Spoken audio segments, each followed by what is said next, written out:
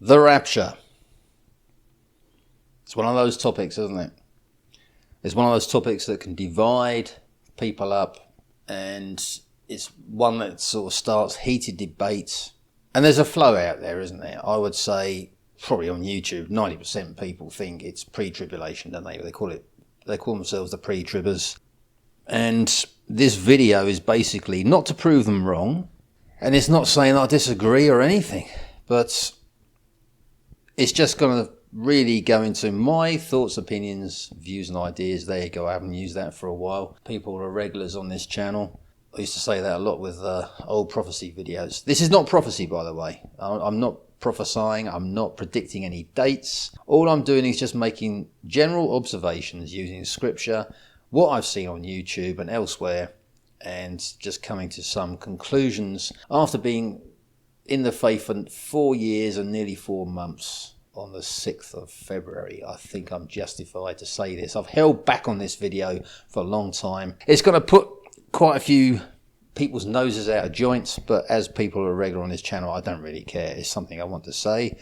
There is such a thing as freedom of speech, and I'm not here to sow discord amongst the brethren. I'm just here to express my opinions, and that's it. And at the end of the day, to cut a long story short, I don't believe in the rapture. There you go, and I shall give the reasons why. I've done a lot of studies on this, and I've come to, well, a lot of conclusions based on scripture, based on experiences that I've seen, on YouTube. People just seem to be like lemmings jumping off a cliff for this thing. They just seem to follow this. But at the end of the day, we all believe. There's just so many isms out there now, isn't there? I mean, this is another thing now, isn't it? I've done some research on this. I didn't even know this. There's amillennialists, is there? The millennial kingdom, isn't it? There's this period round there they think is the rapture. I think, oh my, crying out loud. But let's go to the beginning. I mean, basically, when I did one video on this, I think I've done a couple of videos on the rapture. One was when I was probably been saved about 6 months. I was a baby in Christ, and I just sat there, and even then I said I believe in the tribulation rapture because that's just my way of dealing with it. If you're a pre-tribber, the end times turn up and the tribulation starts and we're still here. How are you going to deal with that mentally? It's going to be an absolute faith crusher, isn't it? So me, the most important thing is we believe we follow Jesus, isn't it? That's the most important thing. And we believe in the gospel, isn't it? And that's it. And that we're saved, isn't it? And that's it. You can go through anything if you are saved. If you are actually saved, I've done so many videos on this, yeah? I'm not going to labour on that point. I think I've driven it home, isn't it? How you actually get saved. But when you realise if you are a servant of the Lord, then, when it happens, it doesn't really matter, does it? It's down to Him. We have no control over this situation. I know you can try and decipher that book of Revelation, and that brings us nicely onto a video I made, the second video. The first one, I came to the conclusion, it doesn't matter when it is, which is what I've just said now. It doesn't matter if you're in the faith. I don't think we're going to come to any harm. Well, if you do come to harm, you'll be martyred, and that's it. You'll end up in the same place, isn't it? It won't be as pleasant, the route, but I did do another video. It was based on, I suggest you Google it. I think it's called The 10 Possible Rapture Points in Revelation.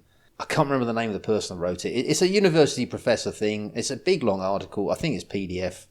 You can download it. It may be on a website, but have a read of that. But I will condense it down. Basically, he comes up with 10 rapture points, the ones where there is a possibility it can happen. I mean, say like the day of the Lord that's mentioned in Revelation 6, isn't it? We assume that's the day of the Lord where, the blood red moon, the sun is dark and the stars, all that is mentioned, isn't it? And then there's silence in heaven. That's the day of the Lord. That could be a possible rapture point. That's the sort of calm before the storm, isn't it? Well, there's things happen before that, isn't there? But nothing in comparison to what comes afterwards. There's very limited chance of survival, isn't there? But that's one point. A lot of people mention Revelation 11. He's another one he mentioned, something about going up into the clouds. But when you look at the context, it's the two witnesses that come down. So it's not referring to us, is it? And then a lot of people say that Revelation 4, when St. John the Divine, who wrote Revelation, he goes up into heaven. And some people say that signifies the church going up That's us going up into the clouds. And we're not mentioned any time after that. So that is the last time that we're mentioned. And the church is mentioned before that, isn't it? The 7 churches of Asia Minor. But when you get into it, if you get into the 5th seal, there's mentioned, and in the Olivet Discourse as well, people will lose their lives for my name's sake. Yeah. And also it's mentioned in Revelation 13, people that refuse to take the mark of the beast or whatever it is, which I did do a video on that, but like I said, I don't do prophecy on this channel now, but it is mentioned that they will be killed, isn't it? Well, who's that going to be? It's going to be Christians, isn't it? So we're still here, isn't it? But some people are saying, no, those people that are mentioned, it's a pre-tribulation rapture. Any reference to anybody that's getting killed, very convenient, isn't it? Throughout Revelation, after Revelation 4, is basically, it's new people that are coming to faith. They see what's going on, and they drop to their knees or whatever it is and realise they're in those times. They may pick up a Bible and then they see it there in black and white and they come into the faith, but they've come in post the pre-trib rapture, isn't it? That sort of thing. Do I believe that? No, I don't. We can go on with that, but there is 10 altogether, isn't there? 10 different points there. And this professor, maybe he's in the faith, I don't know, but he did analyse all this and he came up, I think it was Revelation 4, not the bit where he goes up, there's some mention later on of Revelation 4, in Revelation 4, yeah. But that's that out of the way. We'll come on to the verses in a minute, which is basically where Paul mentions this. We go up into the clouds, doesn't it? And there's the last trump, and we will change in the twinkling of an eye. All these things are mentioned, isn't it? What I'm trying to say is, when people are saying that's the rapture, and some people say that Jesus mentioned it, and we'll bring those verses up, and some people say it's also mentioned in the Old Testament. But the thing is, this is the problem. When you get into it, I think in the Old Testament, it's only mentioned one. It's in Daniel 12, which I'll bring the verse up. Daniel 12. And it's quite vague, isn't it? But anywhere else in Daniel, it's not mentioned at all. The 3.5 years and 3.5 years, this 7 year, the last week that's mentioned. I did do a video on this. I don't subscribe to that theory either, but is there any mention there of a vast quantity of people being airlifted out, changing form from physical to a spiritual form? We leave our earthly bodies behind, all our clothes are left behind and everything, we end up, there's nothing, is there? I mean, there's plenty of films out there on it. I've never watched a single one, but I mean, you would think something like that, it would be mentioned. It says the dead go first and then the people that are living go afterwards, isn't it? I mean, it's probably similar to when Jesus was crucified. There was the opening of the graves and the bodies got resurrected, isn't it? These are the former believers, isn't it? Probably that died before he died on the cross. We don't know, do we? But what I'm trying to say is, if you actually go into the Old Testament, the major prophets, I mean, if we take Isaiah prophesied the birth of Jesus. He prophesied he'd be born of a virgin. All this stuff, the whole life of him, prophesied he's going to be crucified, resurrected. All this stuff was prophesied. There's not one single mention by Isaiah, who's one of the major prophets. He's probably the major prophet, yeah? Nothing mentioned at all about people getting airlifted out. Nothing at all. And if you go right back to Genesis, I think it's Genesis 49, where there's mention of end times there, isn't it? And I'll bring the Bible verse up on that. You know the situation where the father's talking to his sons and he's passing this down to the generations. Pass it down that this is what's going to happen. There is not a single mention there of anything. People will be airlifted out, that sort of thing. There's nothing mentioned at all. End times is mentioned, yeah, but nothing about that at all. I mean, if you go into, say, Jeremiah, the other ones, Daniel, apart from that one verse, I'm trying to think what the other prophets are. Ezekiel, we can go on here. Even the minor prophets like Micah, all these, there's nothing, Zechariah, there's no mention at all, nothing at all. And that's why I stand where I stand. And I know there's a lot of people out there who've had it recently. People think, Paul's a bit dubious or whatever it is. And somebody actually called him a cup shuffler. One of these Yeshua, Yemamashua types, they believe in Jesus, but they still follow the old covenant. I think, I believe everything what Paul says, but that's the one thing I have a problem with that. But I accept it, that it's there in the Bible. I don't believe it. but I accept it, that it is there, and I accept it. Normally you find in the Bible, a lot of the other stuff that Paul did is confirmed elsewhere. That's how I can always check, and that's why I can vouch for Paul. A lot of people say, well, this, and this, and I say, yeah, but it's confirmed in other areas. But this rapture is not confirmed anywhere. It's sort of half confirmed. It's very vague. And, certainly if the major prophets, not one of them mentions about this massive airlift that's going to happen. If you work out how many Christians there are now, there's 2.2 billion. We could break that down into constituent parts. You could say true believers, as I call them, have got the Spirit, maybe a quarter of that, say 500 million or something like that. But still 500 million people around the globe. 500 million people suddenly going all at the same time. There's not a single mention of this anywhere. Jeremiah, Isaiah, Ezekiel, Zechariah, Daniel, nothing at all. Nothing in, say, I don't know, Proverbs or... I'm talking the Old Testament here, And I just find that a bit worrying because the Bible does confirm itself and it repeats itself as well. It will do, won't it? We know why, because it's coming from the same source. It's been scribed down by different people, but at the end of the day, it's coming from these people become vessels and the Lord works through them, isn't it? So it's the same entity that's working through them, so it's going to be the same thing. So if the Lord was working through Paul and this was said, I just don't understand why it's not mentioned anywhere else. If it is, it's very, very vague. But that's where I stand on it. I like confirmation in the Word, yeah? And I like confirmation, if it really is something important, I like to see that it's confirmed also in the Old Testament. If you look at Jesus, his life, confirmed in Isaiah. It's confirmed all over the place. I mean, Jesus is mentioned in Genesis. I'll do a video on it. But like I said, I'll flash some verses up. This is one I found that sort of 10 verses that say elsewhere in the Bible there's this rapture. And that supports the argument. But when you look at these verses, they're very vague, aren't they? There's nothing. And you look at the context, you think, well, is it? Is this talking about this? But anyway, that's it. That's where I stand on it. I shall put some more Bible verses at the end. That's the reason that I don't follow it. I know it's going to put a lot of people's noses out of joint. I may lose subscribers. But I'm not here to preach. I'm not going to go on about this. But basically the last few weeks I've been going on about getting saved, being saved, belief, faith, just going on relentless.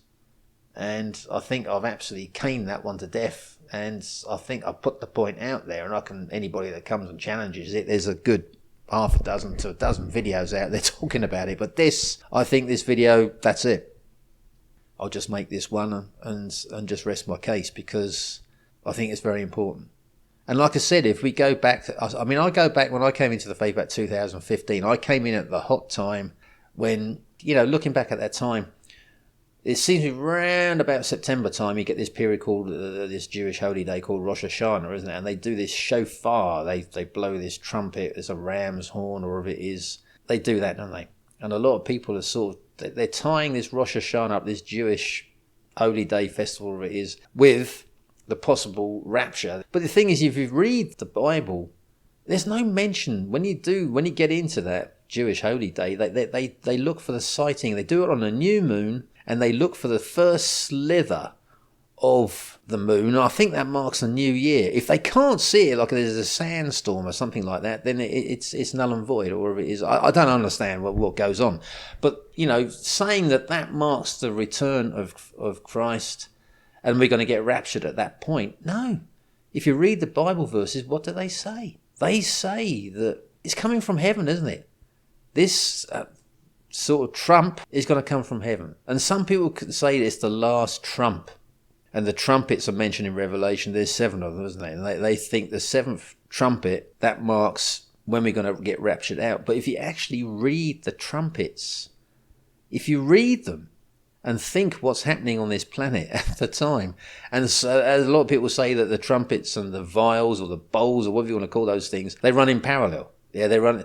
Well, the 7th trump, if it's running in parallel with the bowls and the vials, then that's the very last judgments, isn't it, that are being dished out. There'll be hardly anything left on this planet, Will we be going through that? I don't know. And that's what I'm saying. But if you read the verses, what Paul said, it's pretty obvious that the sound that we'll be waiting for, that will announce, is coming from heaven. Yeah, it's not coming from down here on earth. So it's got nothing to do with Rosh Hashanah, and the Bible verses don't mention anything about the sighting of a new moon or the first sliver of it. All the stuff that's associated with Rosh Hashanah, that festival that the Jewish people do, the blowing of the shofar. That's it. The only thing they've got in common is the blowing of the shofar, isn't it? And this is what went on for about 3 years, I think, wasn't it? I think people finally have given up on it now, and they think, no, it's not happening. Well, it isn't happening. It hasn't happened, is it? But that's what I'm saying. But I'm not stopping people from believing in the rapture. I'm not stopping you in going out there and preaching it, whatever you want to do. I mean, there's people that set up channels on this, and they're like a dog with a bone. They won't let it go, will they? But for me, where I stand is I don't believe in it, but, if I'm in the faith, which I am, it applies to anybody if you're saved. If I'm walking down the road and the Lord decides to airlift me out, and the next thing you know, it's pre-tribulation and then the tribulation comes, I'm not going to say no to that. But just because I don't believe in it, it doesn't make me any less of a Christian than somebody that does believe in it, isn't it? But like I said, it's a very divisive thing. There's 4 groups, isn't there? There's people who believe, people who don't believe, and the people who believe, they're subdivided into pre, mid, and post-tribulation. And then you've got these millennialists as well. This is a new group. And I think, it's just, when it gets like that, when things are getting divided, the Lord's not in it at all, isn't it? And at the end of the day, there is that Bible verse, put your trust in the Lord, isn't it? Just don't lean on your own understanding, put your trust in the Lord. And that's it. And you don't worry about these things then. When it happens, it happens. If it happens, He'll decide who's going and who isn't, and that's it. So there's pointless fretting about it and looking for the signs and reading the paper every day and following these end times channels and all the latest news. At the end of the day, you'll know in your spirit when we're in those times. You will know. There's no 2 words about it. And I think I'll just leave it at that. But that's where I stand on it anyway. I'm not a huge fan of the rapture. I don't believe it because I just don't see enough evidence supporting it elsewhere in the Bible. Such a massive event as that, the mass exodus of the saints or Christians, it's not mentioned anywhere else in the Old Testament anyway. It's mentioned in parts of the New Testament. Even then, it's very vague. Very, very vague. And that's it. That's the end of the video. So this is Frank of the 12 Gates. As I always say, peace, love and joy. And keep your eyes firmly fixed on the Lord. Not on anything else or anybody else. Firmly fixed on the Lord. And I'll catch you in the next one.